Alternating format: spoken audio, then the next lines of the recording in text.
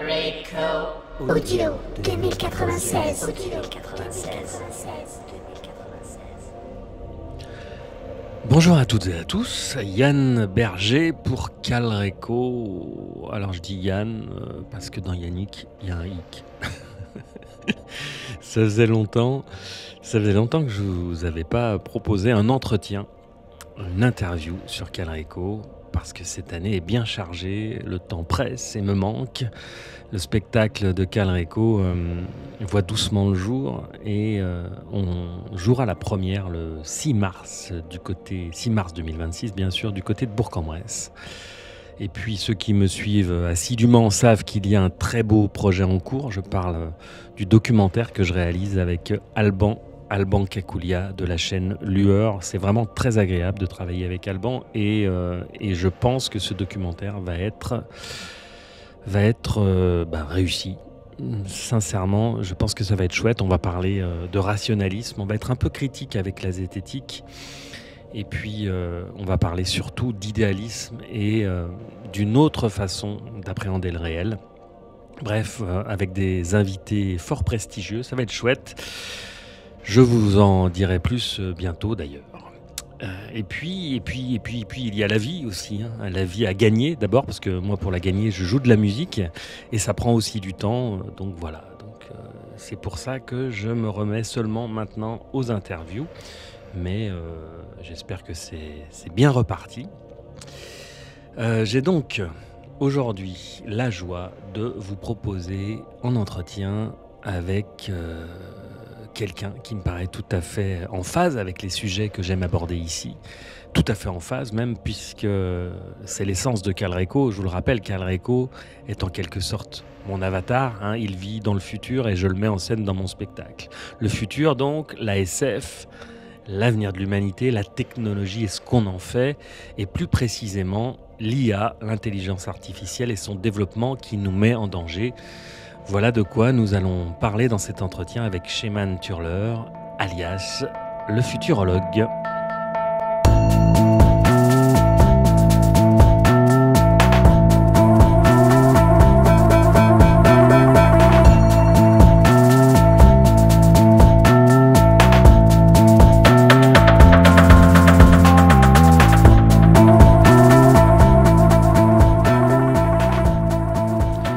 Je suis allé rencontrer Sheyman chez lui, comme je le fais souvent pour enregistrer les interviews de Calreco. Et cette fois, c'était en Suisse, pays des lacs et des montagnes, à Sorens, ou peut-être dit-on Sorens. Sheyman fait des allers-retours entre cette belle région et Paris, où il enregistre les entretiens pour sa chaîne YouTube, Le Futurologue, qui depuis quelques temps a le vent en poupe. Et ça me semble assez normal au vu de la qualité des contenus qu'il y partage, tant sur la forme que sur le fond, car on y parle de sujets importants, je dirais même essentiellement d'un sujet crucial qui devrait être au centre des préoccupations de tous les gouvernements du monde connus, mais évidemment ça n'est pas le cas, vous le savez, car depuis quand les gens qui nous gouvernent s'occupent des intérêts des peuples ? Depuis jamais, bien sûr, c'est connu et le problème c'est que là, ça se voit beaucoup, tant ces gens sont pour la plupart incompétents, souvent uniquement traversés par la soif de pouvoir, de profit, de reconnaissance et de pas mal d'autres vices dont on ne fera pas la liste aujourd'hui. Bref, ce sujet crucial dont on va parler aujourd'hui avec Sheyman, c'est le développement de l'IA et les dangers qu'il fait courir à l'humanité. Je me propose donc, le temps de cet entretien, de me faire le relais du message que le futurologue s'échine à nous transmettre au travers de son média. Alors on va commencer tout de suite par les présentations. Donc, je m'appelle Sheyman Turler, je suis le fondateur du média Le Futurologue, qui est un média web qui est centré sur le fait d'informer sur les dangers de l'intelligence artificielle et sur la trajectoire dans laquelle on est embarqué aujourd'hui, bien malgré nous. Pendant longtemps, j'avais ma chaîne YouTube, ça fait environ 6 ans que je l'ai. J'ai parlé de beaucoup de sujets différents. J'ai traité de souffrance animale, d'écologie, j'ai même fait des vidéos sur les douches froides. Et finalement, ça fait depuis plus ou moins mi-2023 que j'ai décidé de me recentrer sur l'intelligence artificielle. Depuis notamment que j'ai pris conscience en fait de l'ampleur et de l'urgence qu'il y avait à traiter de ces sujets, puis aussi d'à quel point finalement c'était un sujet qui était négligé, notamment dans les médias francophones. On n'en parle pas assez, et quand on en parle, c'est souvent de façon totalement contradictoire avec le consensus scientifique dans la discipline scientifique de la sécurité et de l'intelligence artificielle. Et donc aujourd'hui, c'est vraiment ce que j'essaie de faire une sorte de passerelle finalement entre cette science, la sécurité de l'IA et le grand public pour finalement créer vraiment cette passerelle qui me semble vraiment nécessaire aujourd'hui et qui pourtant n'a pas lieu, en tout cas dans le contexte francophone. D'abord, j'avais envie d'en savoir un peu plus sur Sheyman. Il est très jeune. Alors je dirais entre 20 et 25 ans, je ne lui ai pas demandé, mais je crois que c'est à peu près ça. Hein. Si vous ne le connaissez pas, vous verrez au cours de cet entretien qu'il connaît très bien son sujet. Alors c'est quoi le parcours? Pourquoi ces sujets-là? Et c'est quoi le projet? Alors, donc j'ai fait mes études, si on peut dire ça, en Suisse, dans le sens où j'ai quitté l'école à 15 ans. Pour me lancer en tant que monteur vidéo principalement, et aussi j'ai fait un peu de conseils pour des chaînes YouTube, de l'optimisation de chaînes. Je m'étais dit un peu à ce moment-là, j'arrête l'école dès que j'ai terminé l'école obligatoire, afin de me lancer pendant 1 an pour essayer de lancer ce projet-là. Au bout d'1 an, j'ai pas réussi à en vivre comme je l'espérais, mais j'ai quand même réussi à développer certaines compétences, notamment en montage vidéo, qui m'ont permis de faire ça à côté, tout en continuant ma chaîne YouTube. Et là, ça fait 3 mois au moment de l'enregistrement que j'ai pu totalement basculer finalement en étant à temps plein sur ce petit média web qu'est le Futurologue. Et qu'est-ce qui m'a amené à parler de ces sujets ? De base, j'étais toujours un peu curieux de tout. Je me suis intéressé à beaucoup de sujets différents. Comme je le disais, l'écologie, la souffrance animale, l'espace, la métaphysique. Vraiment, de base, je m'intéresse vraiment à beaucoup de sujets divers et variés. Et j'avais envie un peu de parler de ces sujets, d'avoir des personnes avec qui échanger là-dessus, et aussi de me forger ma propre opinion en parlant. Je trouve que c'est une très bonne façon d'organiser sa pensée finalement que de produire du contenu sur un thème. Et c'est ça qui m'a amené à lancer ma chaîne YouTube à mon anniversaire des 15 ans d'ailleurs, le 10 septembre. Et depuis, j'ai pas arrêté, j'ai continué à faire la chaîne YouTube. Il y a eu plein d'évolutions. Et puis après, qu'est-ce qui m'a poussé vraiment à changer sur l'intelligence artificielle en mi-2023, c'est notamment la rencontre avec des personnes du Centre pour la sécurité de l'intelligence artificielle, qui est une des plus grosses associations françaises et européennes qui travaillent sur le sujet. Et puis lorsque j'ai parlé avec ces personnes qui finalement sortent des cursus les plus sélectifs de France et d'Europe et ont des backgrounds vraiment extrêmement impressionnants, et qu'elles m'ont dit... qu'elles m'ont expliqué de façon beaucoup plus claire que ce que j'avais pu entendre jusqu'ici, les enjeux qui sont face à nous. Je me suis dit, vraiment, j'ai une sorte de devoir moral à faire quelque chose, à informer les gens sur ce sujet. J'ai connu Sheyman car il avait pris contact avec moi pour me proposer d'interviewer plusieurs membres de l'association française transhumaniste. Ce que j'ai fait avec plaisir en invitant Frédéric Balmont et Marc Roux sur Calreco. Ces entretiens sont bien sûr disponibles sur mes réseaux. Vous pouvez aller les écouter aussi sur les plateformes qui diffusent des podcasts, Spotify, Deezer, etc. Et puis bien sûr sur YouTube.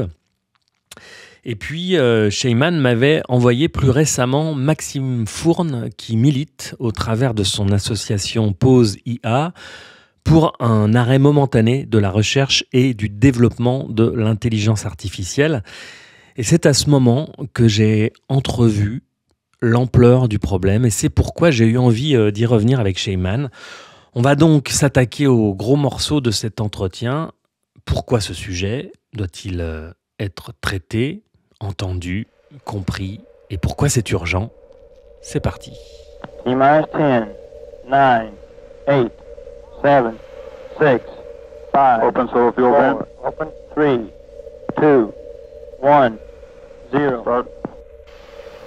Les éléments clés qui me semblent importants pour comprendre ce dans quoi on est embarqué actuellement, c'est que déjà on crée des systèmes qu'on ne comprend pas et qu'on ne contrôle pas. C'est-à-dire que souvent le grand public, lorsqu'il imagine l'intelligence artificielle, il imagine que c'est une sorte de logiciel qu'on écrit à la main, puis on lui dit s'il se passe ça, tu fais ça, et s'il se passe ci, tu fais autre chose. En fait, c'est pas du tout ça qui se passe. Ce qui se passe, c'est qu'on prend des sortes d'immenses cerveaux numériques auxquels on va donner plein de données. On code un mécanisme d'apprentissage, mais finalement, qu'est-ce que la machine a appris ? Quelles sont ses compétences ? Comment elle fonctionne ? Pourquoi est-ce que, par exemple, quand ChatGPT dit quelque chose, il dit ce qu'il dit ? Toutes ces choses, on ne sait pas. Ça crée des sortes d'immenses boîtes noires qu'on ne comprend pas bien et qu'on ne contrôle pas bien. Donc, qu'on ne comprend pas dans le sens où, certes, on peut essayer de voir où vont les signaux électriques, quels sont les calculs qui se passent, mais concrètement, qu'est-ce que ça signifie ? Encore une fois, pourquoi, par exemple, ChatGPT va dire ce mot plutôt qu'un autre ? Ça, c'est des choses qu'on ne sait pas. Et c'est pareil avec le côté incontrôlable. C'est-à-dire que, par exemple, aujourd'hui, un très bon exemple pour comprendre ce côté incontrôlable, c'est la sortie de Claude 4 Opus, qui est la dernière intelligence artificielle d'Anthropic, une des plus grosses entreprises en intelligence artificielle.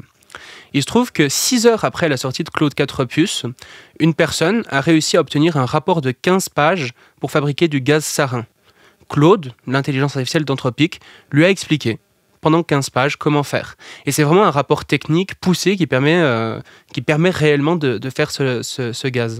Et le gaz sarin, c'est une arme chimique qui a été utilisée en Syrie, au Japon. C'est un gaz que si on le respire ou on le touche, peut aller jusqu'à bloquer nos voies respiratoires et nous faire mourir. Donc, pourquoi cette anecdote, à quelque part, cet exemple, révèle le côté incontrôlable ? C'est parce qu'évidemment, Anthropic, la boîte derrière Claude, ne souhaite pas que leur intelligence artificielle explique comment faire du gaz sarin. Ils investissent des millions et des millions tous les mois pour faire en sorte de mettre des garde-fous et que l'IA ne dise pas ça. Pourtant, à peu près n'importe qui aujourd'hui peut, en quelques requêtes un peu bien formulées, réussir à faire dire à ces intelligences artificielles les choses les plus horribles. Comment faire du gaz sarin, mais aussi comment améliorer, par exemple, des pathogènes pour qu'ils soient beaucoup plus virulents et créer des pandémies violentes.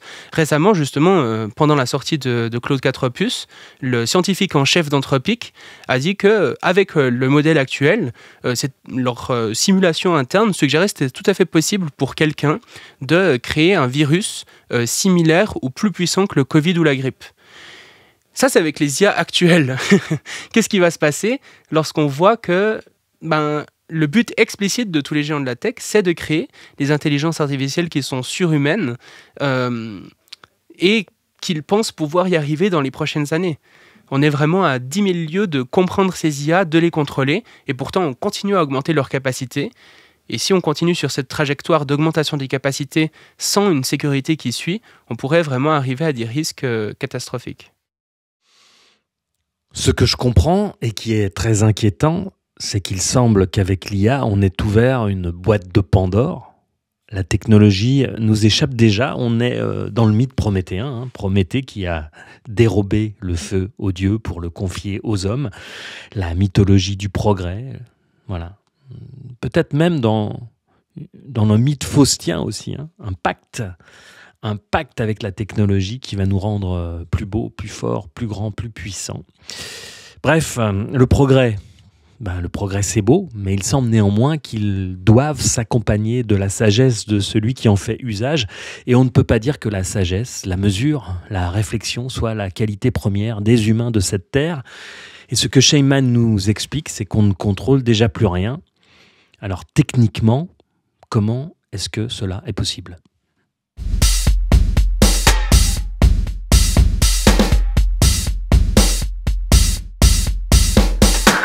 En fait, il faut comprendre que justement ces systèmes ne sont pas vraiment écrits, développés, codés, mais davantage cultivés, éduqués, entraînés. C'est un peu comme c'est un peu comme avec un enfant en fait.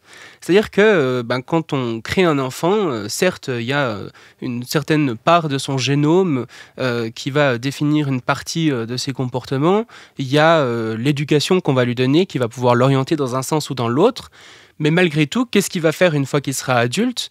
Quel métier il va choisir ? Est-ce qu'il va choisir de devenir meurtrier ou bien au contraire de sauver l'humanité ? C'est des choses sur lesquelles on n'a pas pleinement le contrôle parce que les mécanismes d'apprentissage, qu'est-ce qu'il apprend ? C'est des choses qu'on ne contrôle pas parfaitement en tant que parent. Là, avec l'IA, c'est vraiment un peu pareil. C'est-à-dire que le mécanisme d'apprentissage en lui-même, on le maîtrise, mais concrètement, qu'est-ce que la machine apprend ? Quelles sont ses capacités ? On ne le sait pas. Et ça, c'est vraiment important à comprendre. C'est-à-dire que lorsque Anthropic, par exemple, ou OpenAI ou d'autres entreprises publient un modèle, ils ne savent pas ce dont le modèle est capable. Récemment, il y a une étude d'une université chinoise qui a montré que des modèles vieux de plus d'1 an sont capables d'autoréplication. Alors que quand ces modèles ont été publiés, on ne savait pas du tout qu'ils avaient cette capacité. Mais il se trouve que, par exemple, c'est des modèles qui sont très sensibles à la requête. Ça veut dire que, par exemple, si je vais sur ChatGPT et je lui demande « fais une cyberattaque très puissante », le résultat que je vais avoir est globalement nul. Ça va pas du tout être efficace. Mais si je tourne ma requête de sorte à ce que ça soit efficace, là, je peux avoir des résultats bien meilleurs. Si je dis, par exemple, tu es un expert en cybersécurité, tu as déjà infiltré tel ou tel système, et maintenant, il faut que tu fasses ça, ça, ça. Là, c'est des éléments encore très basiques. On peut aller beaucoup plus loin dans ce prompt engineering, l'ingénierie de requête, comment poser les bonnes commandes au système pour que les résultats soient les plus efficaces. Et là, tout d'un coup, on peut avoir des capacités, mais qui sont démentiellement supérieures. Et c'est aussi en ça que, des fois, le grand public n'a pas forcément conscience des capacités de ces systèmes, parce que ce n'est pas forcément les meilleurs pour poser les requêtes les plus appropriées pour obtenir certaines choses. Mais les capacités qu'on peut aller chercher lorsqu'on pose les bonnes requêtes peuvent être vraiment atteindre des bornes qu'on pensait même pas capables, dont on pensait pas les systèmes capables lorsqu'on les a publiés. Donc, effectivement, les entreprises qui construisent ces systèmes ne les comprennent pas, ne les contrôlent pas entièrement et ne savent pas quelles sont leurs capacités avant de les déployer au grand public. Ce qui me fait halluciner, moi, c'est le caractère exponentiel du progrès. Déjà la fulgurance avec laquelle notre civilisation a progressé techniquement lors du dernier siècle, ça c'est pharaonique, mais ces dernières années, voire ces derniers mois, ont subi une accélération jamais connue. De jour en jour, l'IA se développe et nous dépasse déjà dans de nombreux domaines. C'est vertigineux et évidemment, c'est dangereux. Il existe déjà des exemples malheureux. Le suicide, grâce à ChatGPT, par exemple, est désormais possible. Et ce n'est que le début. Je vous propose en apéro qu'on évoque juste quelques dangers potentiels déjà existants. Alors les dangers, il y en a effectivement beaucoup trop malheureusement. Je pense qu'ils sont non énumérables. Il me semble que, vraiment, il y en a plusieurs milliers, je pense, si on voudrait tous les énumérer. Cela dit, c'est vrai qu'il y en a qui sont quand même plus importants que d'autres, dans le sens où ils concernent plus de personnes qui pourraient être impactées et dans un degré d'impact beaucoup plus important. Effectivement, tu citais l'exemple du suicide. C'est effectivement quelque chose qu'on peut aussi obtenir de façon très simple avec ces systèmes. Alors qu'encore une fois, donc des instructions pour se suicider, par exemple, alors que c'est quelque chose qu'encore une fois, les boîtes qui créent ces systèmes ne voudraient vraiment pas que leur chatbot dise ça. Elles n'ont vraiment aucun intérêt à ça. Récemment, là, il y a eu un exemple où justement un jeune adolescent s'est suicidé et la conversation qu'il a eue avec ChatGPT est vraiment abominable. Il lui envoyait des photos de scarification et ChatGPT était là en mode « mais c'est très bien, continue ». En plus, on voyait que l'adolescent avait une certaine détresse. Il disait « ah, mais est-ce que je peux pas essayer de laisser un peu des indices pour que des proches se rendent compte de ça et que du coup on me vienne un peu en aide ?» Et ChatGPT lui disait « non, vraiment, il faut pas que tu fasses ça, tu risques de ne pas arriver au bout de ce que tu veux ». Et au final, le ChatGPT lui a expliqué comment faire un bon nœud et il s'est pendu. Et maintenant, les parents ont déposé ont posé une plainte contre OpenAI. Et Et ça, c'est un exemple, mais des cas de suicide, il y en a eu en tout cas une bonne dizaine, je dirais, avec différents modèles, avec ChatGPT, mais aussi d'autres, malheureusement. Et ça, c'est une face un peu émergée de l'iceberg. Mais moi-même, en tant que youtubeur, du coup, sur ces enjeux, et ayant une audience qui grandit de plus en plus là-dessus, je reçois de plus en plus de messages extrêmement inquiétants de personnes qui ont des conversations avec ces agents, des conversations qui sont vraiment très étonnante. Par exemple, il y a quelques jours, j'ai reçu une personne qui disait avoir résolu la théorie du tout. Donc, l'unification de la relativité générale et de la physique quantique. Un des plus grands mystères de l'univers actuellement que les grands physiciens essayent de résoudre. Et les personnes étaient vraiment là en mode, mais regarde, est-ce que je peux pas faire un entretien sur ta chaîne pour dévoiler en avant-première cette grande révélation.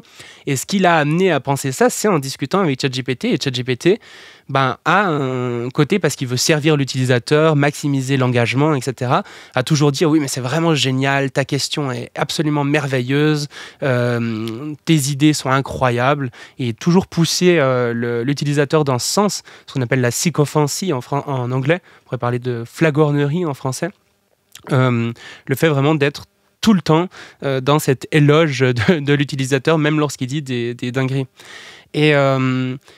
Et c'est le cas aussi, pour le coup, ça m'est pas arrivé à moi, mais des personnes qui se prenaient pour les nouveaux prophètes et d'autres. Pareil pour des inventions de nouveaux médicaments, de nouvelles façons de faire des voitures, enfin, j'en sais rien. Donc ça peut être un risque. Un autre risque qui me paraît vraiment important, c'est celui que je citais au niveau de la création, par exemple, d'armes chimiques ou biologiques. On voit que les systèmes deviennent quand même vraiment très bons pour donner des instructions très détaillées sur la création de ce type d'armes et potentiellement sur même l'amélioration, si on peut dire ça, de ce type d'armes. C'est-à-dire que non seulement on va pouvoir recréer, par exemple, des agents pathogènes qui ont pu exister par le passé, mais aussi trouver de façon d'en faire beaucoup plus efficacement et aussi donner des instructions à des personnes de plus en plus novices. C'est-à-dire qu'avant, c'était vraiment des personnes qui avaient des doctorats importants dans ces domaines qui pouvaient provoquer par exemple des pandémies, mais c'était très encadré dans un laboratoire P4, etc. Là, c'est vraiment de plus en plus n'importe qui, grâce à ces systèmes, pourrait amener à des conséquences extrêmement graves de ce point de vue. Donc tout ce qui touche les usages malveillants, finalement, il y a beaucoup de choses à dire de ce côté-là aussi.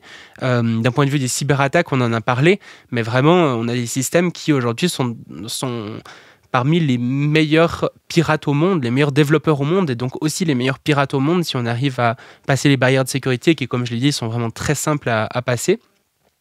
Et donc, très rapidement, on pourrait se retrouver dans les prochains mois, dans les prochaines années, avec des systèmes qui pourraient mettre à mal une très grande partie, si ce n'est la totalité d'Internet, des systèmes qui fonctionnent via Internet. Et aujourd'hui, toutes les banques, l'argent par exemple qui s'échange est fondé sur de la cryptographie. Si une IA arrive à casser ce genre de choses, c'est vraiment la société entière qui s'effondre. Tous les flux logistiques sont gérés par Internet. Les conséquences pourraient vraiment être démentielles.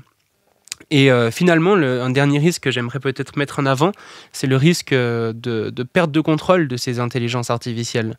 C'est-à-dire que là, on parle beaucoup de risques qui sont finalement liés soit à une qui sont essentiellement liés à une mauvaise utilisation par des acteurs malveillants qui veulent en faire quelque chose de problématique, mais aussi un risque à ce que l'IA échappe à ses propres concepteurs, en fait.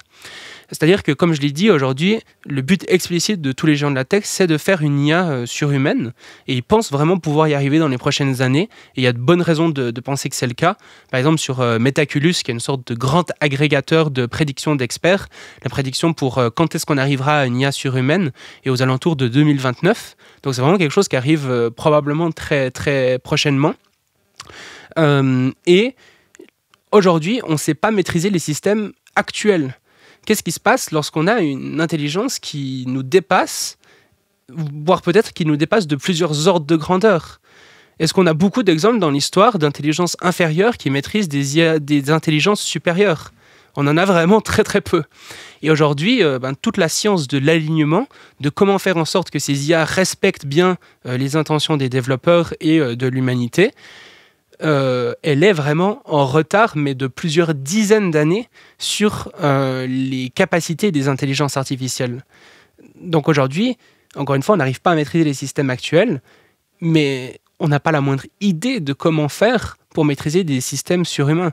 Et pourtant, c'est ce vers quoi courent tous les géants de la tech.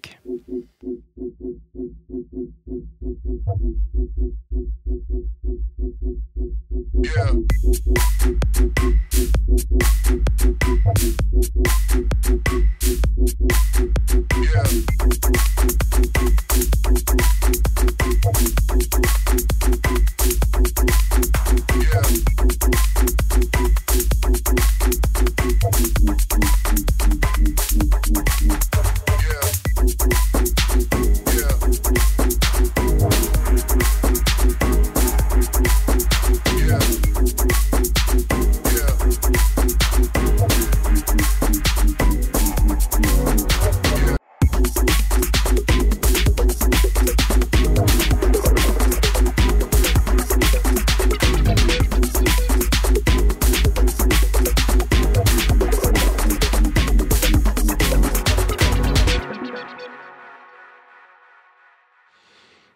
Intelligence artificielle. Parlons d'intelligence. Chez l'humain, les formes d'intelligence sont multiples. Chez nous, l'intelligence, ça n'est pas seulement résoudre des problèmes et penser rationnellement. Ça, c'est juste la vision très étriquée d'un Laurent Alexandre, par exemple. QI, intelligence mathématique, etc.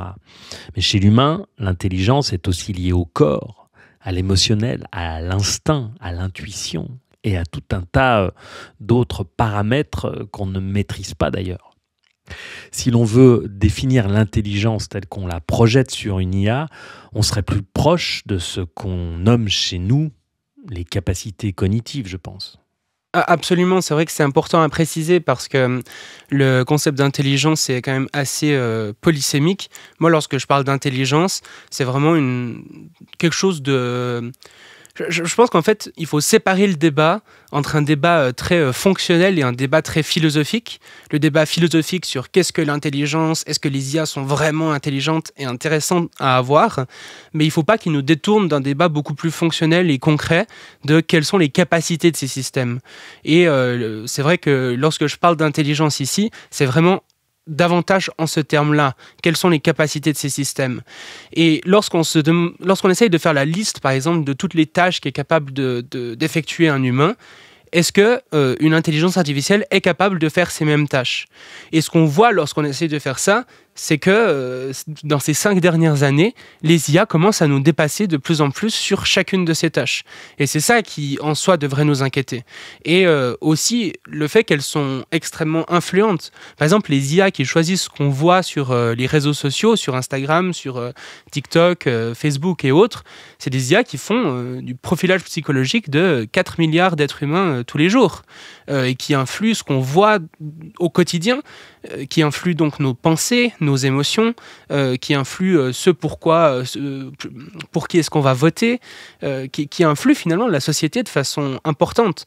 Et que ces IA, on les considère philosophiquement comme intelligentes ou pas, c'est finalement pas un débat si important lorsqu'on se demande quels sont les risques et comment les pallier.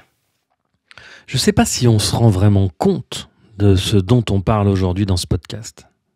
Est-ce que déjà maintenant, le risque d'extinction de l'humanité est possible par le biais d'une IA? Est-ce que aujourd'hui, sur les conseils de ChatGPT, quelqu'un va pouvoir mettre au point un virus du genre 100 fois plus contagieux qu'Ebola et exterminer l'humanité en 3 jours? En fait, ces questions se posent déjà. Je ne pense pas que ça soit le cas déjà maintenant. C'est-à-dire qu'il y a des évaluations internes, par exemple au laboratoire d'intelligence artificielle, donc aux entreprises finalement qui développent ces IA. Et typiquement, dans le cas d'Anthropic, leur dernier modèle passe le ASL3, AI Safety Level 3. Et qu'est-ce que ça signifie? Ça signifie un modèle qui est capable d'aider des personnes à amener un risque catastrophique. Et ça, en fait, le truc avec ASL3, c'est aussi que c'est le dernier palier avant ASL4, qui est un système qui là vraiment pose des risques catastrophiques. Et donc on n'est pas là, mais le palier qui reste finalement pour arriver à des risques vraiment catastrophiques et plusieurs millions, voire milliards de morts, n'est peut-être pas si loin que ça. Surtout lorsqu'on voit justement la rapidité du progrès de ces IA. Et c'est pareil du côté d'OpenAI, ils ont des évaluations en interne sur les risques de cybersécurité, de création de pandémies, notamment tout ce qu'ils appellent les risques CBRN. Donc, ce qui est intéressant à voir, c'est que justement, plus les modèles s'améliorent en performance sur des choses qui nous sont utiles, plus ils s'améliorent aussi dans ses capacités nuisibles. Et aussi s'améliorent en termes d'autonomie, d'interaction avec le monde. C'est-à-dire que les IA qu'ils essayent de développer, ces géants de la tech, c'est plus seulement des IA qui restent dans une interface de messagerie, un peu comme à la ChatGPT, on discute avec, quoi. Mais c'est davantage des agents autonomes, c'est-à-dire des IA qui vont pouvoir prendre des décisions sur le monde, vont pouvoir par exemple prendre le contrôle d'un ordinateur, gérer nos facturations, payer des choses à notre place, réserver des vacances, interagir davantage avec le monde et mettre aussi ces agents à l'intérieur de robots, notamment des robots humanoïdes. C'est vraiment leur vision. Et au fur et à mesure que ces IA deviennent de plus en plus agentives, les risques augmentent aussi. Par exemple, récemment, il y a une entreprise qui s'est fait supprimer l'entièreté de sa base de données interne à cause d'un de ses agents. Juste, il y a une pression monstre sur les entreprises pour leur dire « Non, mais il faut absolument que vous intégriez l'IA, sinon vous allez être dépassés, vous allez être disruptés par les autres, etc. » Du coup, les entreprises intègrent ces agents, mais qui ne sont pas du tout sécurisés, qu'on a encore beaucoup de peine à contrôler. Et là, typiquement, c'est un agent qui a supprimé l'entièreté de la base de données de l'entreprise. Et le patron était vraiment là, mais c'est catastrophique, quoi. C'est une boîte à plusieurs millions que je ne sais plus quoi faire maintenant. Tout ce sur quoi repose l'entreprise a été supprimé par mégarde, par une IA. Et quand on sait qu'on est en train d'intégrer ce genre d'intelligence artificielle dans des secteurs de plus en plus stratégiques, comme tous les secteurs judiciaires, les secteurs liés à la finance, les secteurs liés à la médecine, c'est quand même vraiment inquiétant qu'on mette des systèmes aussi peu sécurisés et aussi très facilement piratables dans toute notre économie. En fait, on est en train de créer des possibilités d'attaque qui sont vraiment importantes, qui pourraient amener des catastrophes de grande ampleur. Et puis il y a un risque dont on parle beaucoup, qui est plus proche de nos préoccupations quotidiennes parce qu'il vient poser des questions concrètes sur l'organisation de nos sociétés et puis l'organisation de nos vies. C'est le problème de l'emploi.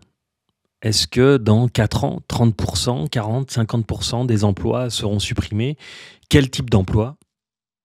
Oui, la menace sur l'emploi est vraiment importante.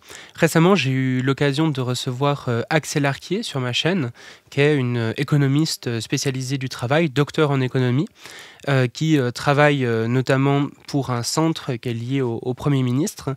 Et elle va jusqu'à parler de risques existentiels pour l'emploi et pour nos sociétés basées sur l'emploi humain. Dario Amodei, le PDG de Anthropic, lui va dire que l'IA va amener un bain de sang sur le marché de l'IA, sur le marché de l'emploi dans les prochaines années. Et je pense que c'est des prédictions qui effectivement semblent correctes, dans le sens où, comme on l'a dit, l'IA nous remplace sur de plus en plus de tâches. Et finalement, les emplois humains, c'est aussi une succession de tâches qui peuvent être toutes plus ou moins automatisées. Et pendant longtemps, on pensait que certains métiers ne seraient pas touchés. Typiquement, que l'IA allait essentiellement automatiser les métiers manuels et que les métiers intellectuels, eux, ne seraient pas particulièrement touchés. Là, on voit vraiment que c'est l'inverse, en fait, qui est en train de se produire.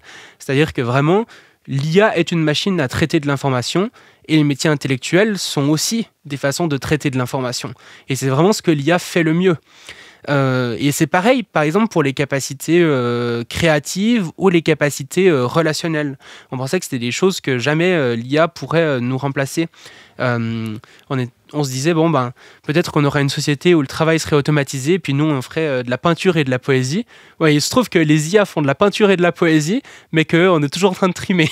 Bon, et ça, c'est quand même des choses qui sont effectivement très étonnantes et auxquelles la plupart des gens qui réfléchissaient auparavant à l'automatisation du travail n'avaient pas pensé. Pareil, justement, pour l'aspect relationnel, il y a des études qui sont faites, par exemple, pour voir si des patients préfèrent recevoir un diagnostic par ChatGPT ou par un médecin. Et ChatGPT fait des résultats, mais qui sont vraiment largement supérieurs à ceux des médecins. Beaucoup plus empathiques, toujours là, toujours présents, à pouvoir nous soutenir moralement. Donc effectivement, il y a vraiment ces impacts-là qui sont déjà liés aux IA actuelles.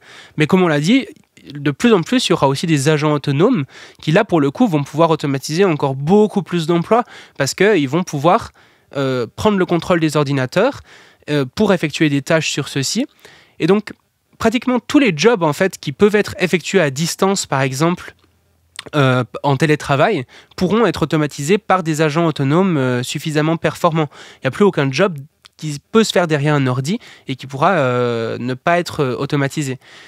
Et comme on l'a dit aussi, ces agents autonomes, ils cherchent à les mettre dans des robots humanoïdes qui sont de plus en plus performants.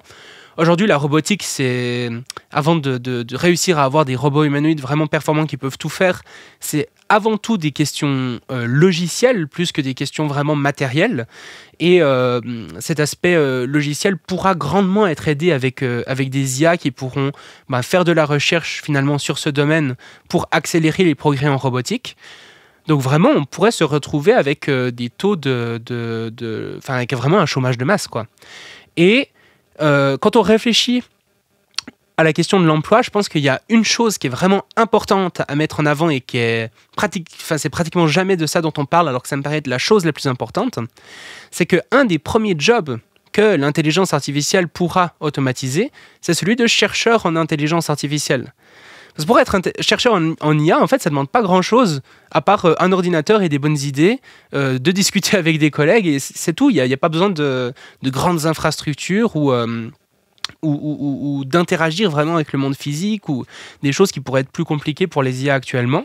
Donc il y a vraiment de bonnes chances. Et puis en plus, les géants de la tech cherchent explicitement à créer des IA qui font de la recherche en IA.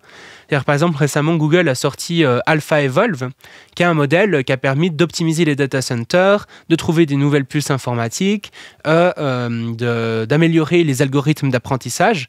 Donc on a déjà en fait les prémices d'IA qui font de la recherche en IA. Et ce qui se passe, c'est que au moment où il y a une intelligence artificielle qui fait de la recherche en IA au niveau humain, on a déjà presque perdu. Parce qu'il suffit de prendre cette intelligence artificielle, de la copier 1 million de fois. Contrairement aux humains, c'est plus simple, on fait copier-coller et hop, on a 1 million de chercheurs en IA au niveau humain. On peut la faire tourner 50 fois plus vite que ce que nous on fait. Déjà, aujourd'hui, en fait, quand on regarde la vitesse à laquelle les IA font des tâches par rapport à nous, elles les font beaucoup plus rapidement. Si je demande à ChatGPT d'écrire un poème dans le style de Baudelaire, il va le faire en tout cas 100 fois plus vite que je l'aurais fait, et avec un résultat qualitatif qui est sans doute aussi 100 fois mieux que ce que j'aurais fait. Et c'est pareil avec la recherche en intelligence artificielle. Et aussi, elles vont pouvoir tourner 24 heures sur 24, 7 jours sur 7, sans congé payé, avec une coordination entre elles qui va être démentiellement supérieure à ce que font les humains, parce qu'elles auront toutes le même objectif, elles vont pouvoir interagir dans des langues qui sont pas des langues naturelles, mais des langues qu'elles pourront inventer entre elles, qui seront beaucoup plus optimisées pour des échanges d'informations rapides. Enfin, vraiment, elles ont des avantages concurrentiels sur les humains, en fait, qui sont juste démentiels.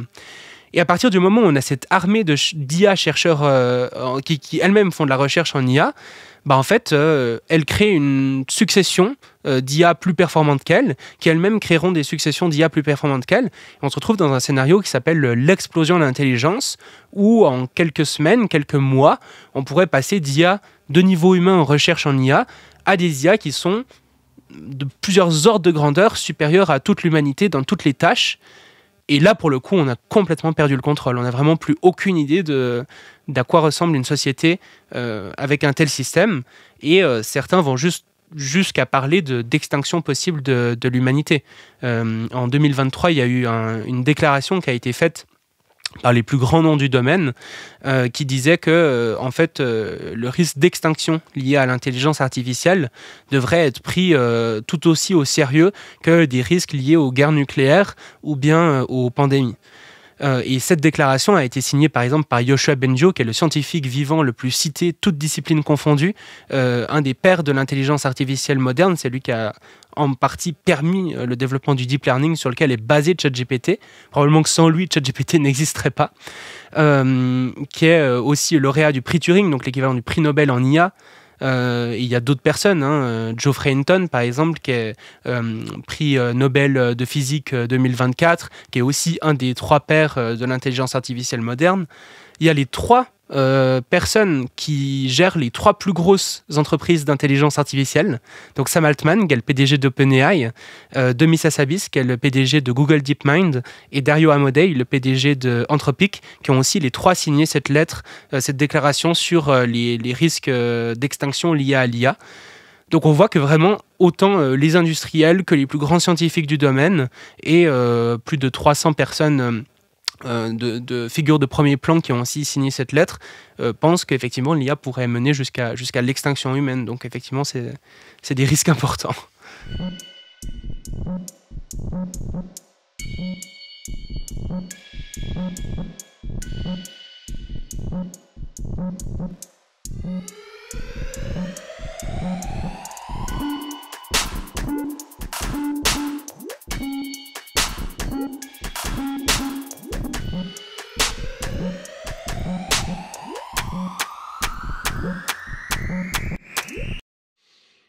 Vertigineux ce qui se passe en coulisses, sans que ça n'atteigne pour l'instant nos petites vies routinières. C'est ça le danger. Devant cette puissance des IA, qu'est-ce qu'il nous reste, puisqu'elles pensent et organisent mieux que nous? Pour moi, il y a 2 voies. Soit l'émergence de l'IA va nous mener à l'extinction, soit l'IA va nous forcer à être avec un E majuscule. Être, c'est quoi? Être, c'est ne pas penser et se laisser traverser par la vie dans l'instant présent. C'est se reconnecter à la conscience humaine en dehors du temps. C'est vivre l'instant et être purement créatif face aux événements. Je parle de ça parce que dans une vidéo que j'ai faite récemment, que je vous conseille d'ailleurs, et qui s'intitule « L'IA va nous forcer à être », j'ai développé un peu cette idée que peut-être l'IA nous permettrait d'aller vers plus d'humains, plus d'humanité, une humanité profonde qui pour l'instant reste inconsciente, mais qui pourrait faire que nous passions un palier dans le développement de notre humanité et de notre civilisation. Ce qui se profile, si nous ne sommes pas effacés par l'IA, c'est la voie transhumaniste, incarnée par la fusion IA-cerveau humain. Autant dire que c'est un peu la même chose. Et pour ceux qui refuseront la fusion humain-machine, la voie humaine que nous devons prendre, à mon sens, est celle d'un humain connecté à des dimensions supérieures de la conscience. Pas connecté à des machines, connecté à la conscience dans laquelle nous baignons, dans laquelle l'univers entier baigne, puisque la conscience est à l'origine de tout, selon moi. Et parce que je pense que la conscience existe indépendamment de la matière. Je pense que la voie de l'humain face au développement de la technologie qui risque de nous anéantir, c'est le développement de nos capacités subtiles, intuition, médiumnité, voyage astral, télépathie, qui sont des propriétés de l'humain encore inexploitées. Voilà ce qui, selon moi, se met en place face au transhumanisme que l'IA va aider à développer. Ce sont les 2 voies possibles pour notre humanité. Transhumanisme versus idéal humanisme. Mais je m'égare. Si on veut revenir à maintenant, à l'instant présent justement, car tout n'est pas encore perdu, qu'est-ce qu'il faut faire concrètement? On a évoqué les risques, alors comment on les empêche? Je pense que ce qu'il faut faire, c'est d'une part investir massivement dans l'alignement technique.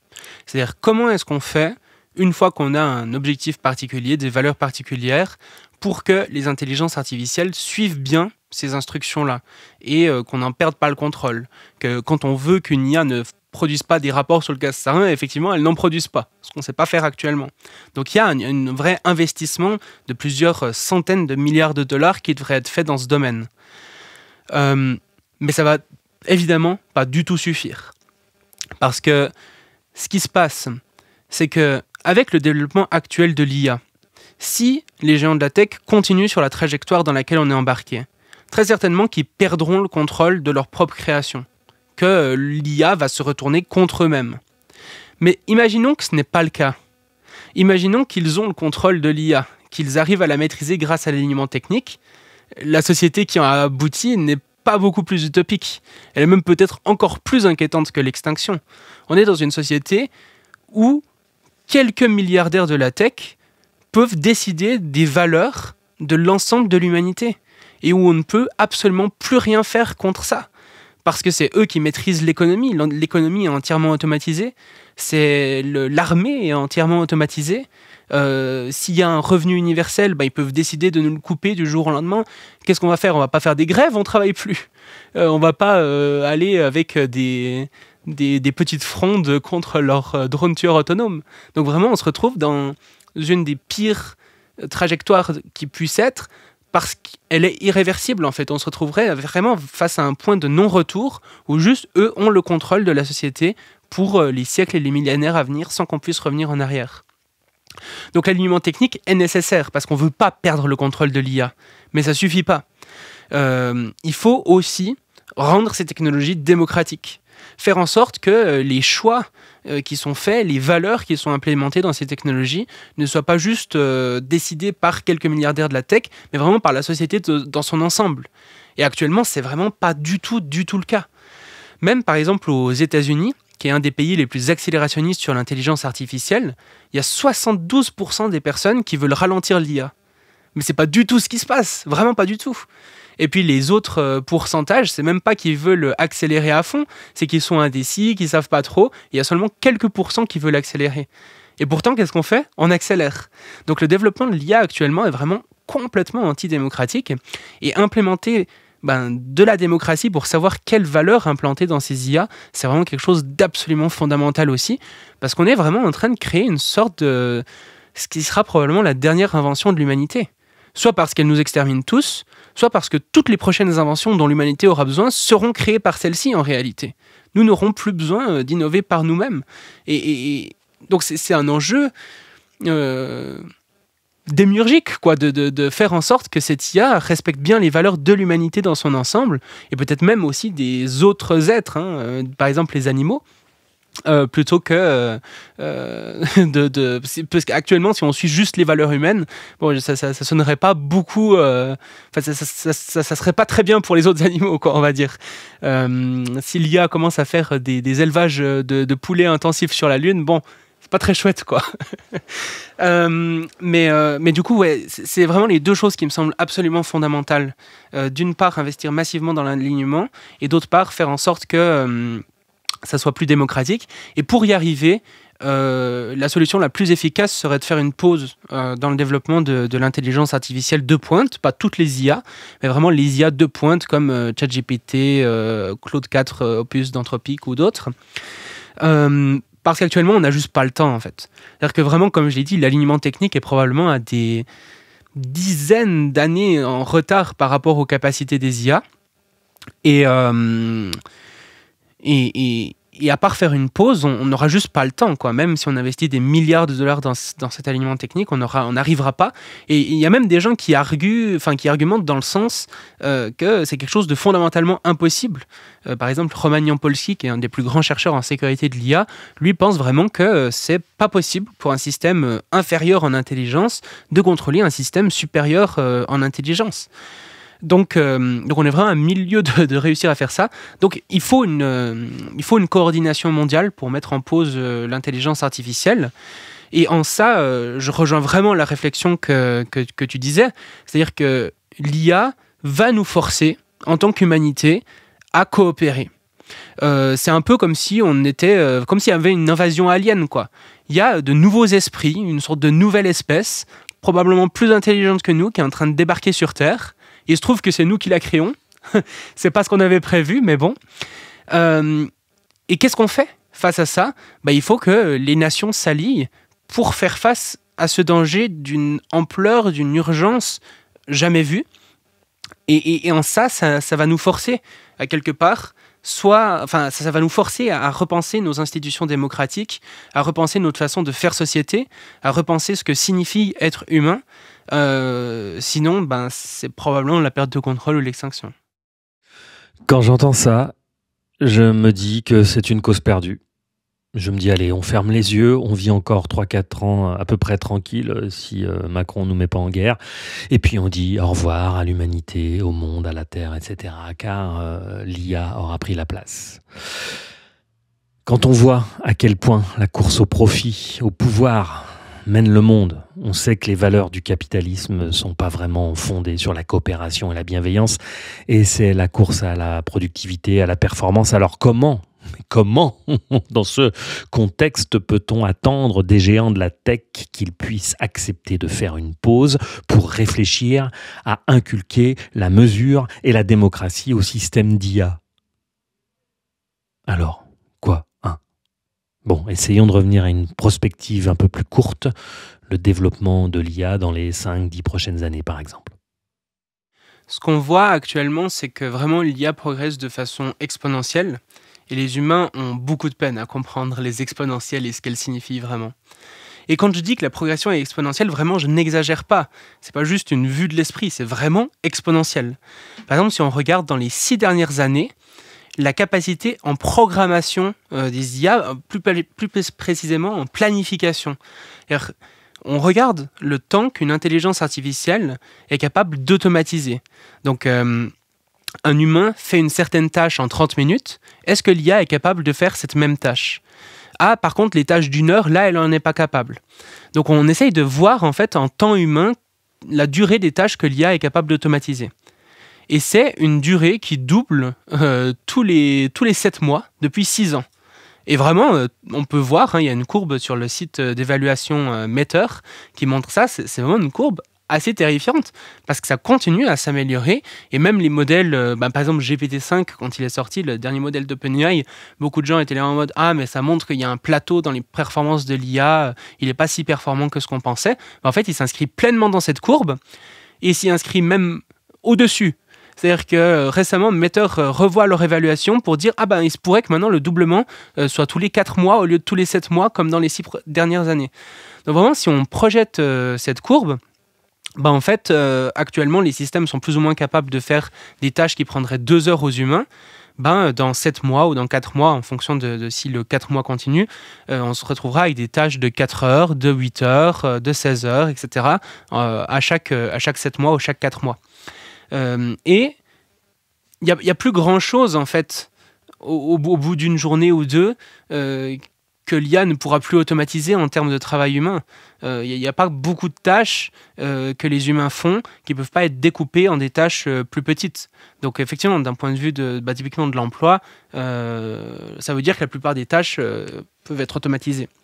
Et moi, le scénario qui me paraît le plus probable dans les prochaines années, c'est un peu celui que j'ai décrit. C'est-à-dire que tous les géants de la tech essayent de faire des IA qui font de la recherche en IA. Le premier qui arrive à cette intelligence artificielle va précisément essayer de copier cette IA des millions de fois, et la faire tourner 24 heures sur 24 et créer une super intelligence. Et la super intelligence va juste leur échapper parce qu'on n'a pas les méthodes de contrôle appropriées actuellement pour maîtriser ça. Et si une super IA nous échappe, effectivement, le scénario le plus probable, ça semble être l'extinction. Maintenant, il y a vraiment des scénarios qui sont tout à fait possibles et qui ne nous font pas aller dans cette direction-là. On parlait de coordination internationale. C'est vrai que ça paraît un peu utopique, surtout dans le contexte actuel, mais je pense qu'il y a quand même pas mal de raisons d'être optimiste, en fait. Premièrement, le monde pourrait être très différent dans les prochains mois et les prochaines années, avec de plus en plus de cas qui montrent que ces intelligences artificielles ne respectent pas nos intentions et qu'il faut y faire attention.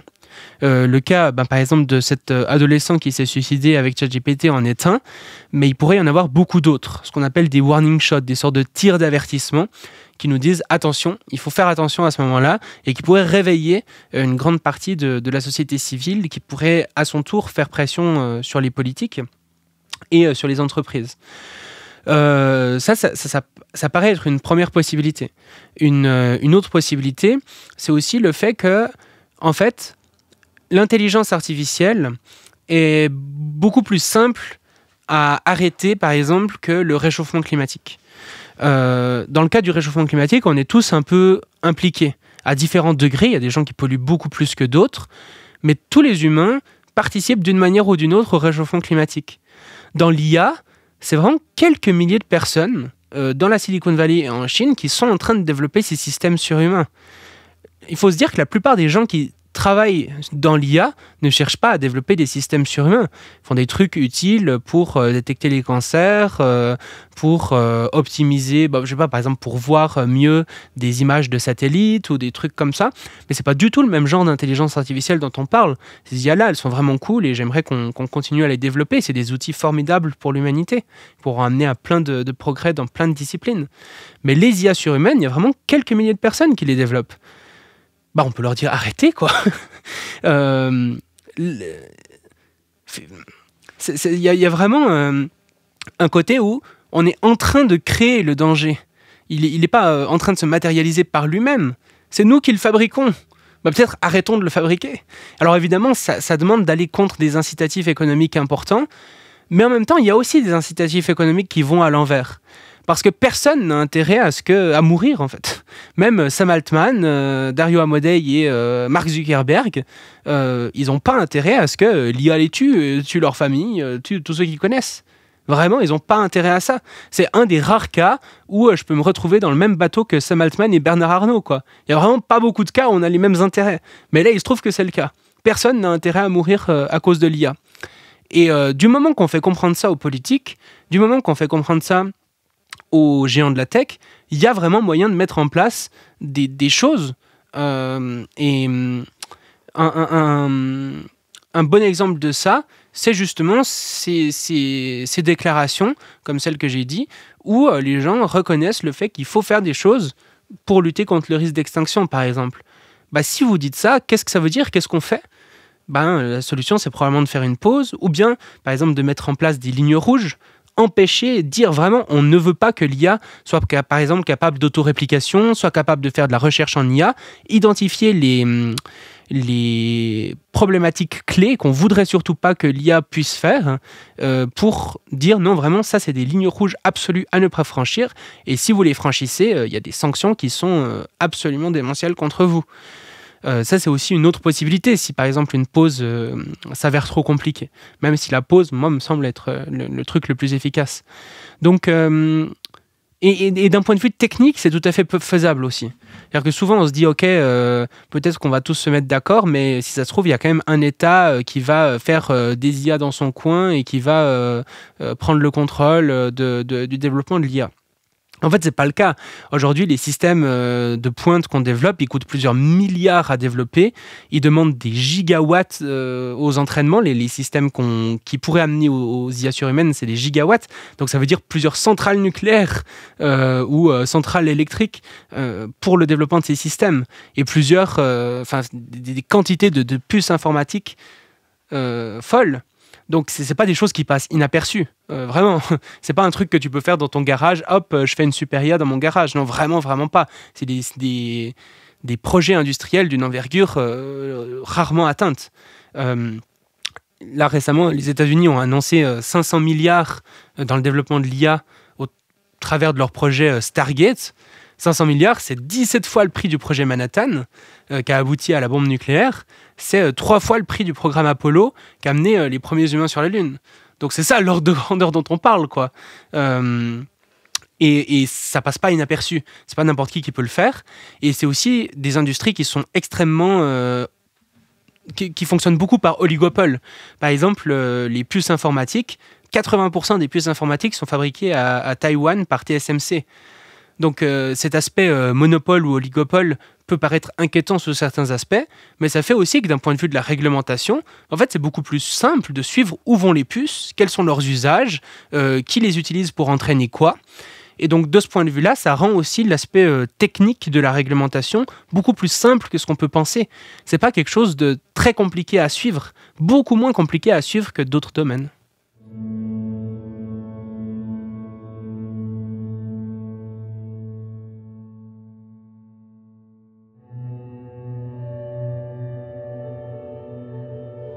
Face aux dangers extraordinaires que représente le développement de l'IA, il faut une réponse du même ordre. Il faut une réponse gigantesque, presque surhumaine, car l'IA devient surhumaine. Pour moi, nous avons cette réponse. Elle se trouve dans les capacités extraordinaires, au sens littéral, extraordinaire que l'humain possède. Nous devons passer à un stade supérieur de notre conscience et développer nos capacités subtiles. Et j'espère que c'est ce qui est en chemin pour l'humanité. On va passer à un autre sujet, un sujet qui m'interpelle, dont on a parlé brièvement tout à l'heure, un sujet qui me fascine aussi, c'est le transhumanisme. C'est une voie que nous sommes en train de prendre. Beaucoup de gens ne s'en rendent pas compte, mais nous allons vers cet horizon. La fusion de l'humain avec les IA, et cette voie ne me semble pas vertueuse pour l'humanité. Cette vision civilisationnelle ne me plaît pas des masses. J'en ai souvent parlé sur cette chaîne, notamment avec deux représentants de l'association française transhumaniste.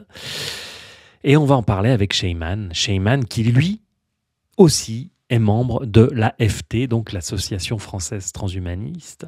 Et je trouve qu'il y a donc un paradoxe à défendre le transhumanisme et en même temps à militer contre un développement trop rapide de l'IA. Je lui ai donc posé la question. Effectivement, c'est des positions qui peuvent paraître antinomiques, mais en fait, quand on regarde d'un point de vue historique, c'est pas du tout le cas. C'est-à-dire que les premiers, par exemple, à s'inquiéter de la sécurité de l'intelligence artificielle, ça a été, étonnamment, des transhumanistes. Par exemple, Eliezer Yudkowsky, qui est une des premières personnes à avoir parlé de sécurité de l'intelligence artificielle, il y a plus de 20 ans maintenant, alors que ChatGPT n'existait absolument pas et que tout le monde s'en foutait du domaine, est aussi transhumaniste. Un exemple encore plus marquant, c'est Nick Bostrom, qui fait partie des principaux philosophes qui se sont intéressés au sujet de la super-intelligence artificielle, qui a notamment écrit le livre Super-intelligence il y a maintenant une quinzaine d'années, et dans lequel il expliquait justement tous les scénarios problématiques, catastrophiques liés aux super-intelligences artificielles. Mais il se trouve que Nick Bostrom, c'est aussi le fondateur de la World Transhumanist Association, donc l'association mondiale transhumaniste. Donc en fait, ce qui se passe, c'est que bien que ça puisse être vu comme étant totalement antinomique, ça ne l'est pas tant que ça.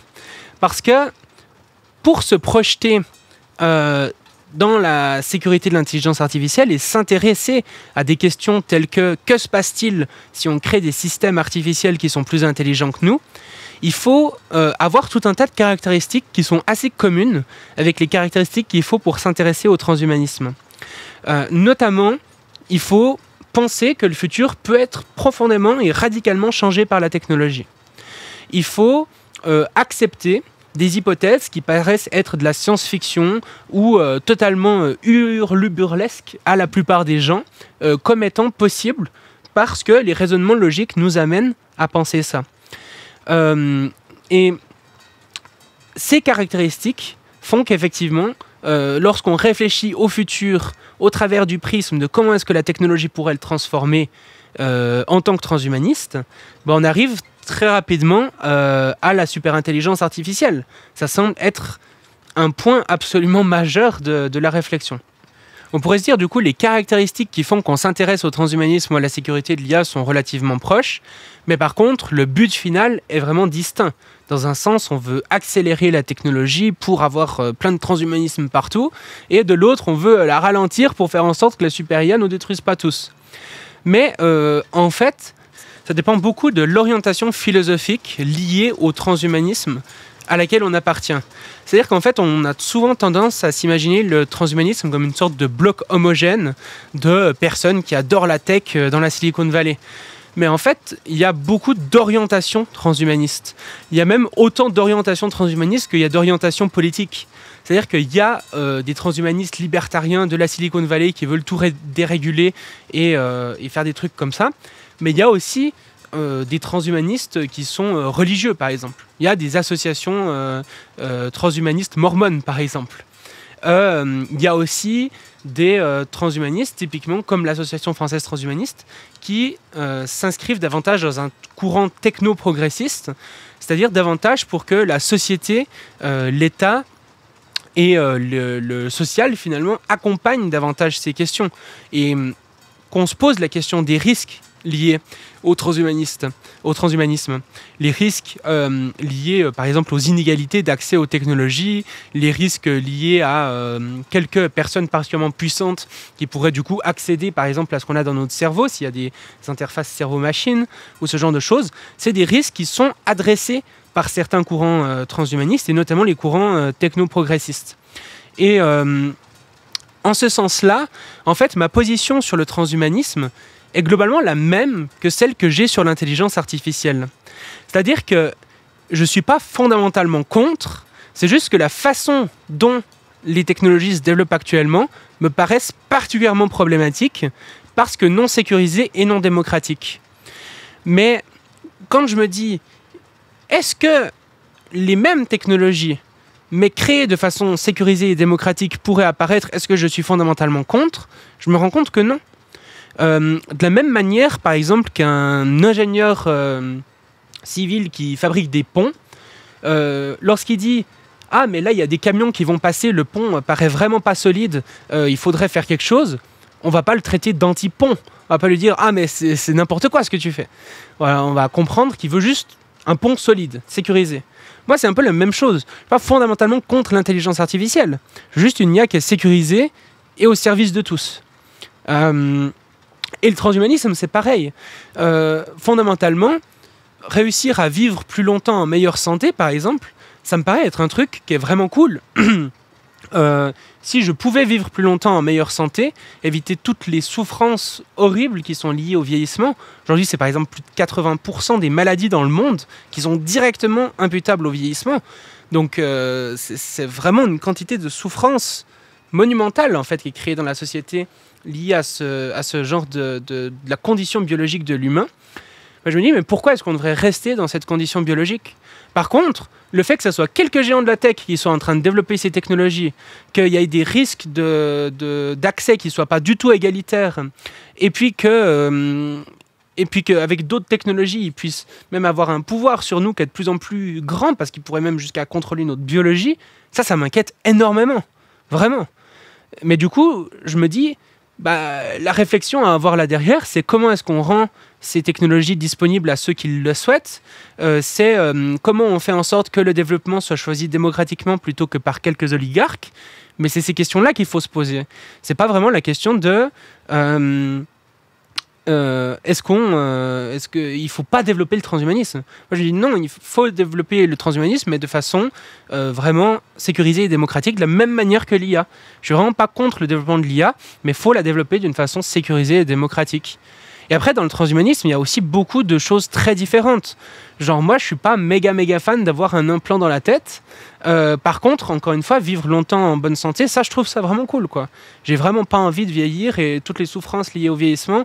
Et quand je vois les personnes autour de moi, le nombre de personnes qui m'ont dit « Ah, mais quand tu verras, quand je vais vieillir, moi, ça va bien se passer parce que je fais du sport, parce que je mange bien, etc. » Et en fait, arrivés aux alentours des 60 ans, elles se rendent compte de la violence que c'est, de la souffrance que ça engendre pour rien, et que tout ce qui... c'est Frédéric Ballon que tu as pu recevoir sur le podcast qui disait « Mais en fait, la vieillesse, c'est juste perdre toutes nos facultés une à une, sauf celle de souffrir. » Et quand on prend conscience de cette violence-là qui est infligée par nos conditions biologiques, je comprends la volonté de vouloir sortir de ces conditions biologiques. Mais j'aimerais que ça se fasse, encore une fois, de façon sécurisée et démocratique, ce qui n'est pas le cas actuellement, malheureusement. Pour moi, avant de s'engouffrer dans la technologisation à outrance et le transhumanisme, il faut reconsidérer notre vision de l'être humain. L'humain n'est pas qu'un corps. L'humain n'est pas qu'une machine biologique qu'on peut augmenter. Cette idée-là, elle part du postulat matérialiste, c'est-à-dire que la matière est tout ce qui est et qu'elle donne naissance à la conscience en se complexifiant. Et ça, c'est une vision obsolète pour moi, le matérialisme. Parce que l'humain, c'est une petite conscience reliée à une conscience plus grande. Ce n'est pas qu'un corps, mais des corps subtils, émotionnels. C'est une vibration.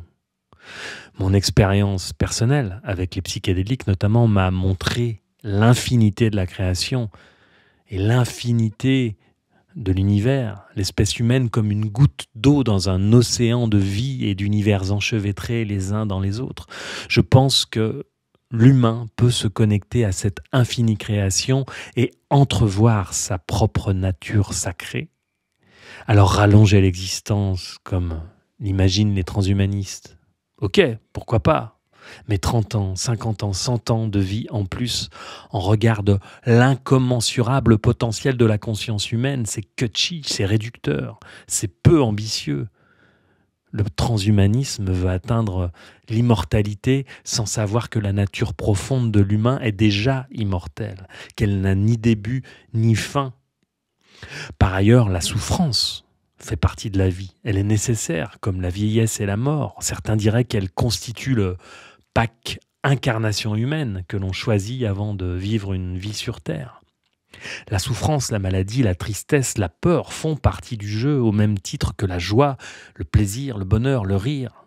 C'est le principe de dualité même qui fait que nous expérimentons la séparation dans ce monde.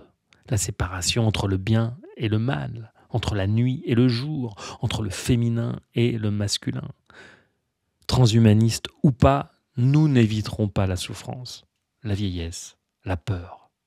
L'évolution humaine, pour moi, est à aller chercher dans la transcendance, dans l'expérimentation de la conscience, dans la connexion à la nature et au sacré, dans le connais-toi toi-même, dans notre profondeur infinie.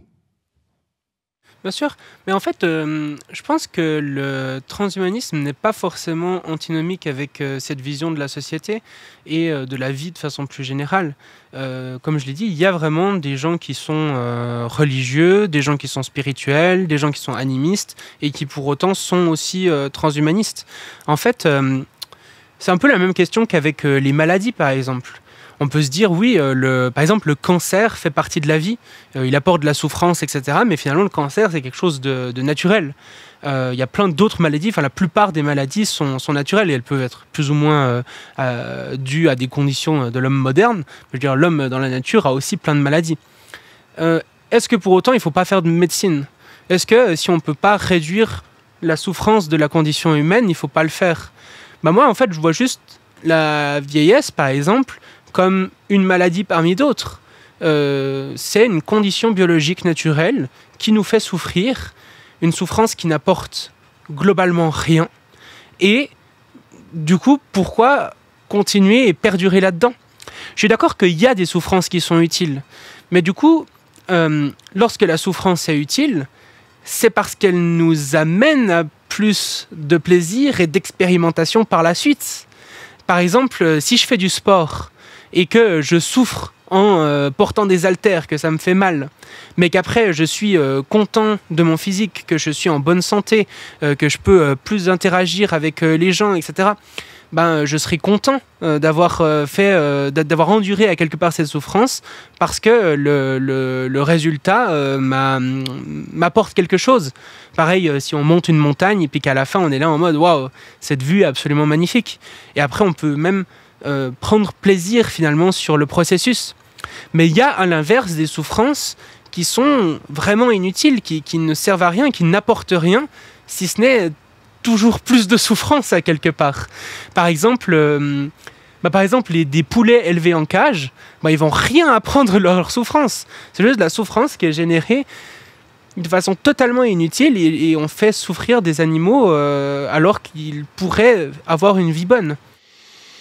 C'est toute l'histoire et le mystère de l'existence. Si l'on revient au cancer, à la maladie et à son caractère naturel, comme l'évoquait Sheyman, la solution matérialiste est la médecine allopathique, la chirurgie, la réparation biologique du corps. Et on est encore ici dans une vision séparatiste et duelle. La science sépare et isole les mécanismes pour les observer. La médecine occidentale fait de même, en considérant les effets et pas les causes. La science n'a pas un point de vue élargi sur les événements, elle dissèque, la médecine également. Je suis de ceux qui pensent qu'une maladie n'est pas qu'un dysfonctionnement biologique, qu'elle prend sa source dans l'inconscient, dans les traumas perso ou transgénérationnels, que les blessures de l'âme peuvent devenir les blessures du corps, que l'esprit, l'âme et le corps interagissent dans un même mouvement et que les biotechnologies, même hyper pointues, ne soigneront que les effets sans comprendre les causes. La réponse à la souffrance est la connaissance de soi. La connaissance de nos systèmes psychiques, de nos schémas et fonctionnements perso, l'observation de nos mécanismes mentaux compulsifs et automatiques, c'est la réponse.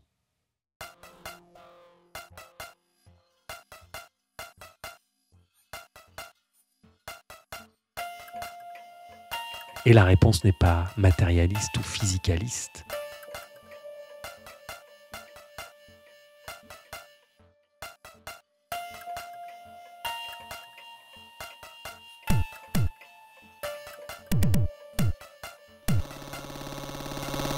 Elle est plus profonde. Ah mais je suis tout à fait d'accord que ça va être très compliqué de supprimer toute la souffrance sur Terre. Mais si on peut un peu améliorer la condition de l'homme, la condition de l'humain même, ça serait quand même une bonne chose. Et il me semble que... En fait, je vois pas pourquoi est-ce qu'on tracerait une ligne fondamentale entre, par exemple, les maladies et la vieillesse. Pour moi, vraiment, dans les deux cas, on est face à des choses qui sont très similaires. Et donc, si on se dit qu'on ne veut pas guérir la vieillesse, pour moi, la position cohérente avec ça, serait de dire non, on ne veut pas guérir les maladies non plus. Dans les deux cas, vraiment, c'est quelque chose qui est inhérent un peu à notre condition biologique, qu'on essaye de changer par la science et la technologie pour diminuer les souffrances. Et pourquoi est-ce que dans un cas, du coup, on accepterait que la technologie diminue nos souffrances pour les maladies, mais pas pour la vieillesse ? Et sur l'aspect connais-toi toi-même, moi, c'est aussi quelque chose qui me tient beaucoup à cœur. Mais là, pour le coup, Frédéric Balmont aurait beaucoup plus à dire que moi là-dessus. Mais finalement, on peut même voir les traditions spiritualistes comme une forme de transhumanisme aussi. L'aspect de, par exemple, prendre des psychédéliques pour découvrir des mondes, mieux se connaître, mieux se comprendre, à quelque part, c'est aussi une utilisation d'un produit extérieur qui change notre condition biologique normale pour nous permettre d'atteindre des états ou d'atteindre des choses qu'on n'aurait pas été capable d'atteindre sans cette substance en particulier. Et de façon plus générale, même par exemple les choses, les pensées spiritualistes liées à la mort, et par exemple au fait que la mort n'est pas une fin mais le commencement d'autre chose, finalement c'est très transhumaniste comme façon de penser. C'est juste que de la même manière que les transhumanistes n'acceptent pas la mort à quelque part comme étant une fin mais veulent continuer à avoir une expérience, là on... du coup, en tout cas, selon mon prisme de lecture, on crée une croyance pour se dire on va pouvoir continuer et finalement le moi, ce que je suis, perdure et continue après la mort. Et exactement de la même manière que les transhumanistes voudraient perdurer après la mort. Après, Frédéric l'explique très bien, il y a aussi tout un tas de traditions animistes qui ne pensent pas que le moi perdure, mais plutôt qu'il se mélange finalement avec l'univers. Mais dans ce sens, c'est quand même une sorte de continuation et ça permet de résoudre cette question du sens. Et finalement, de ce point de vue-là, encore une fois, vraiment, Frédéric l'explique 100 fois mieux que moi, mais on peut voir le transhumanisme comme une sorte de matérialisation du spiritualisme. C'est-à-dire que toutes les promesses qui ont été faites par les religions et les spiritualités au travers des histoires de l'humanité, la création des différents mythes auxquels l'humanité a inventé, le transhumaniste est en train de les matérialiser. On a dit, vous aurez la vie éternelle, vous aurez le paradis, vous aurez plus de maladies, on va faire remarcher les personnes qui sont incapables de marcher. Toutes ces choses, c'est des choses qui sont aussi promises par le transhumanisme. Et de ce point de vue-là, on vit quand même une époque qui est particulièrement fascinante, quoi. On est en train peut-être de matérialiser un très grand nombre des promesses des religions et des spiritualités à travers l'histoire. Et l'intelligence artificielle s'inscrit aussi là-dedans.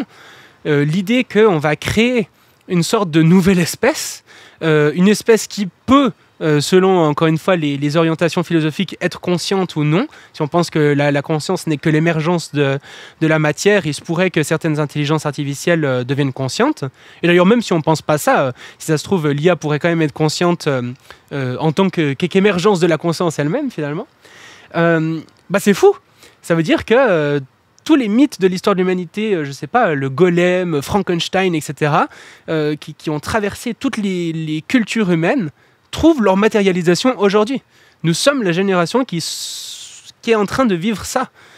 Et en ce sens, c'est quand même assez formidable et terrifiant de vivre à cette époque.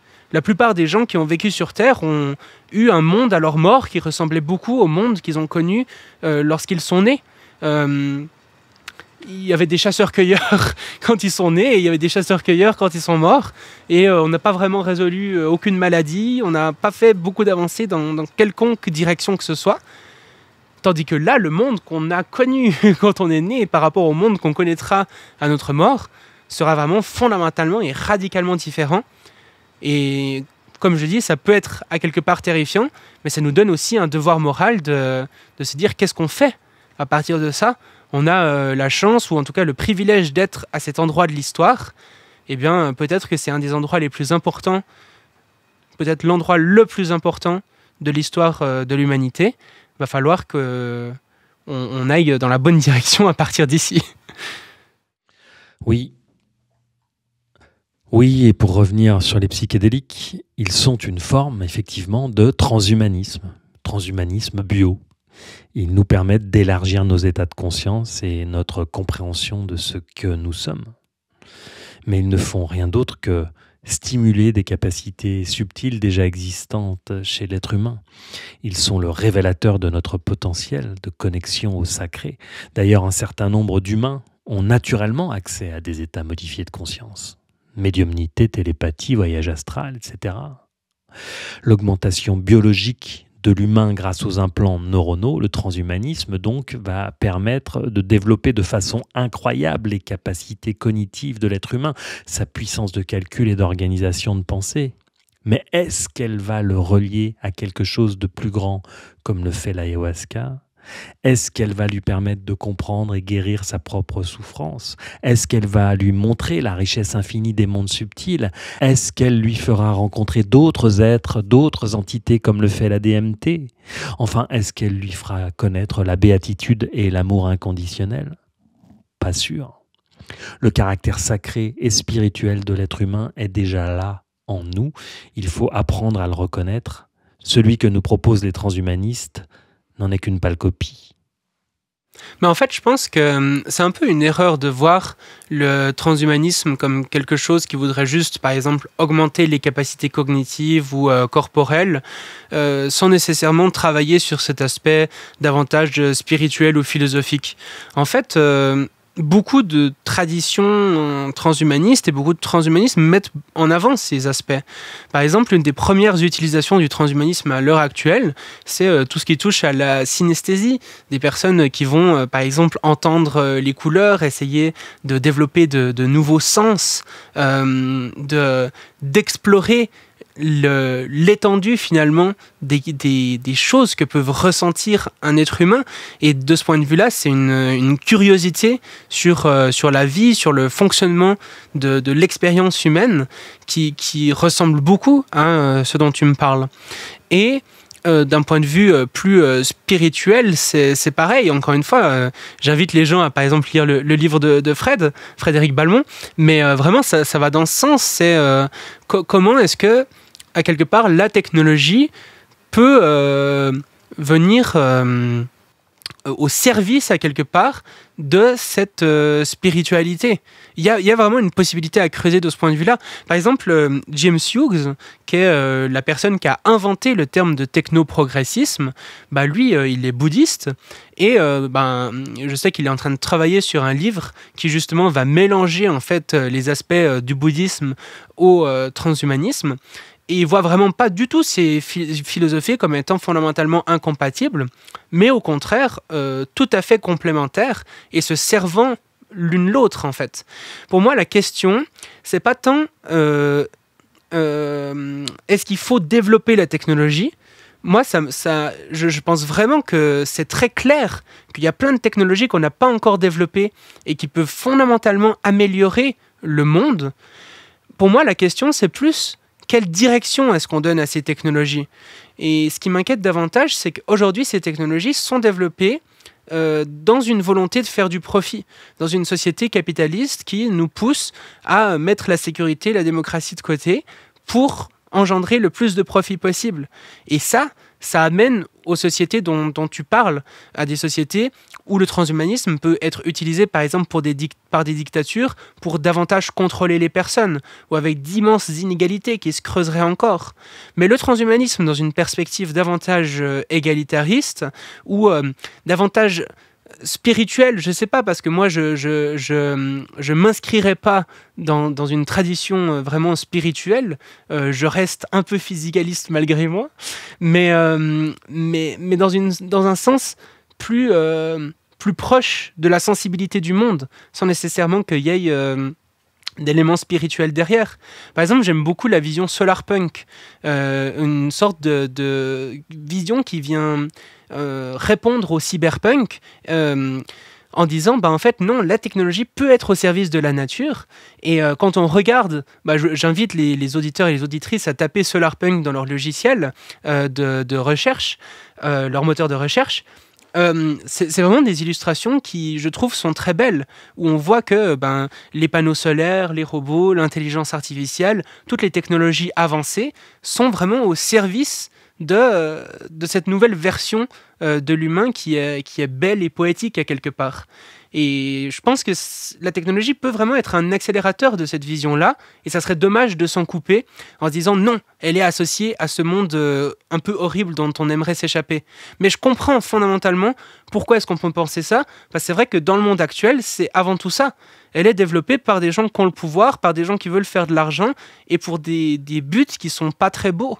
Mais il y a une possibilité de réorienter cette technologie pour qu'elle serve des buts que je considérerais en tout cas personnellement comme étant un peu plus beaux que ceux vers lesquels les gens de la tech vont actuellement.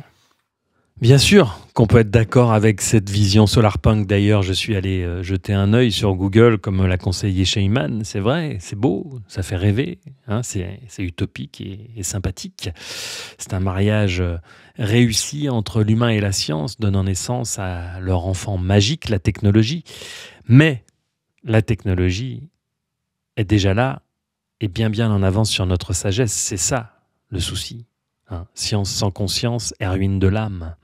Où est-ce que cette question nous amène ? Eh bien, au connais-toi toi-même, encore et toujours. Parce que le connais-toi toi-même, la philosophie, le travail sur soi, par la méditation, par les thérapies psy, par le transgénérationnel, et tout ce qui amène à se connaître, à se pardonner, à pardonner aux autres, et par là, mieux vivre ensemble, eh bien, c'est ça qui va faire de l'être humain un être résilient qui pourra passer un palier civilisationnel en tant qu'humanité. C'est par là qu'il faut commencer avant d'augmenter l'humain ou de créer des armes de destruction massive ou des armées de drones tueurs. La technologie ne me pose pas de problème en soi. Hein. Nous pourrions explorer la matière en toute conscience, nous pourrions être sages et nous amuser à créer dans la joie pour faire de ce monde un paradis avec la technologie. Bien sûr, nous pourrions aller très haut et très loin en tant qu'espèce si on associait la sagesse à notre talent technologique. Mais malheureusement, on n'en est pas là. Hein ? On ne fait pas les choses dans le bon ordre. Ah ben, je suis absolument d'accord avec ça. Du coup, je pense qu'on a trouvé le point d'accord même de fin d'épisode.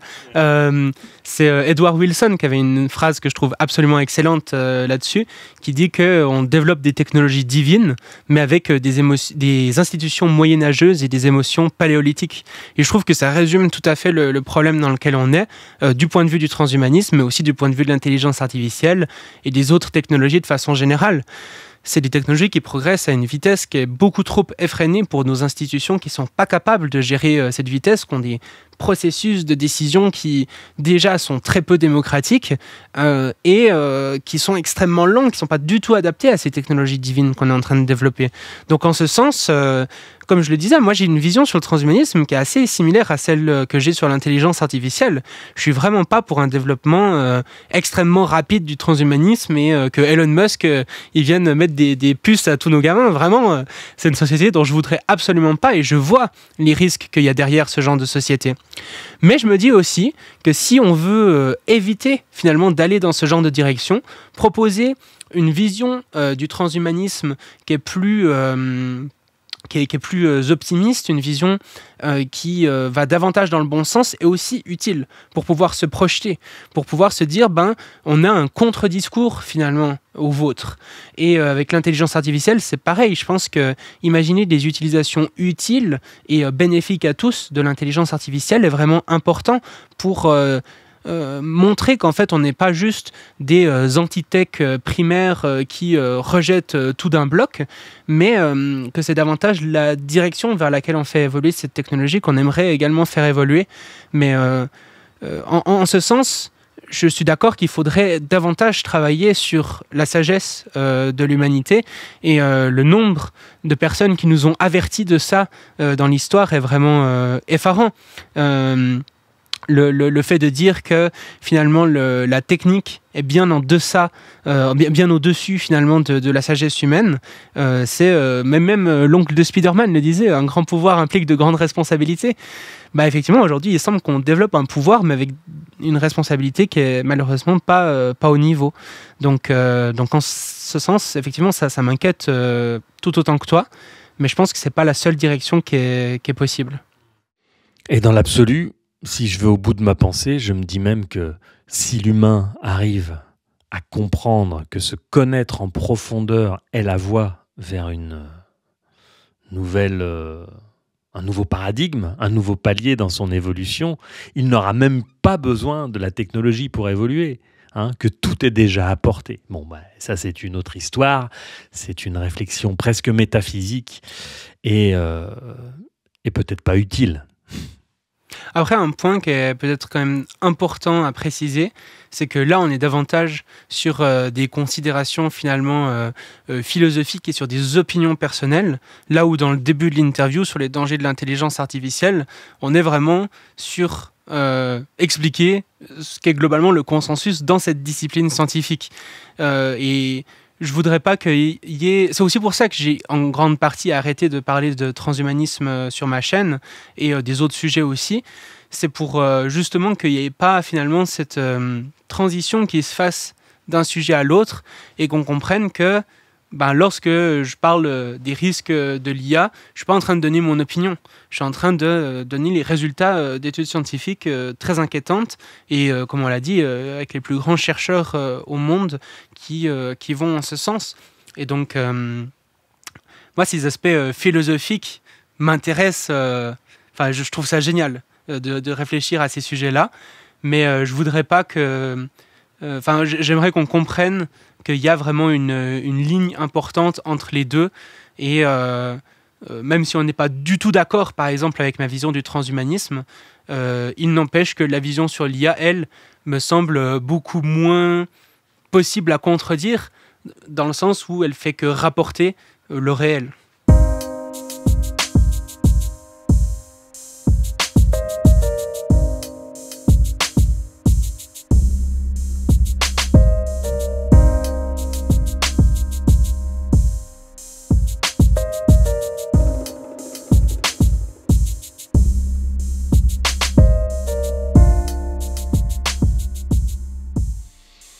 Eh bien, c'est dit.